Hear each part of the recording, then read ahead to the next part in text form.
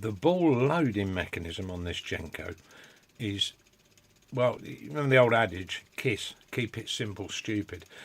Genco certainly did, and I think quite a lot of these early pinballs used a very similar mechanism.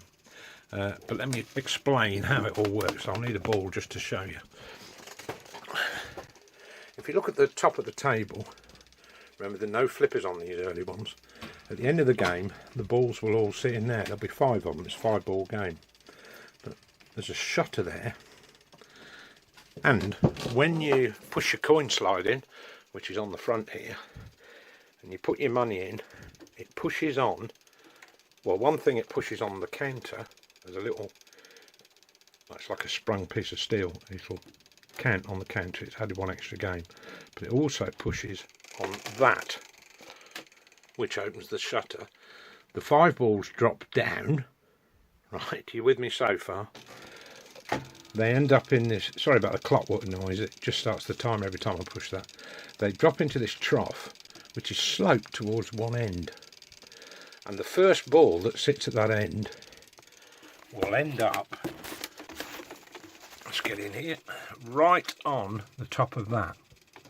And what happens is, as I say, the ball loading plunger was actually missing on this game, but I've solved that. I managed to get one from China, which is close enough with just a bit of adaptation.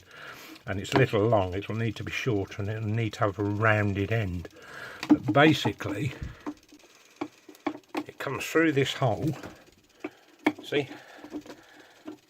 And that is what loads the ball ready for the first shot in here. And then it drops down, and the next ball that was in the trough will land on that. And then again, you push the plunger to load the ball. No electronics in this thing. It's all very, very mechanical.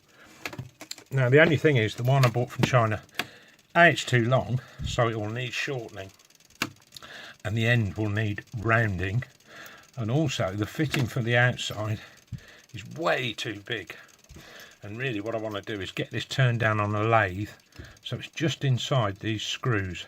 And that way, it will fit in this recess on the front just right and look like it was original.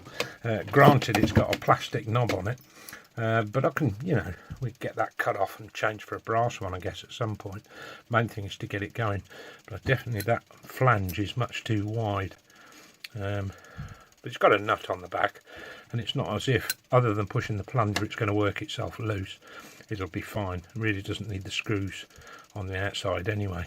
So that is how the Genco ball loader works.